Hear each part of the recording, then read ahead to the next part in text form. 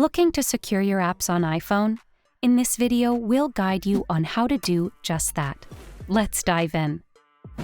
While locking individual apps isn't officially supported on iPhone, we've devised a clever workaround, particularly useful for apps like Photos and Messages. Begin by opening the Settings app on your iPhone and navigating to Screen Time. Confirm that Screen Time is enabled and set a passcode by choosing Use Screen Time Passcode.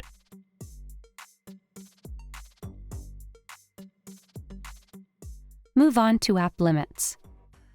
Tap on Add Limit and select the category you wish to limit. Explore the apps included in each category by tapping on the arrow icon. Choose the app you want to restrict. Tap on Next at the top right corner, and in the Time section, select 1 minute. Then tap on Add.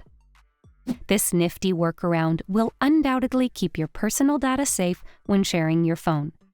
Ready for more tech tips? Subscribe to Guiding Tech and dive into one of these videos for an extra dose of tech enjoyment.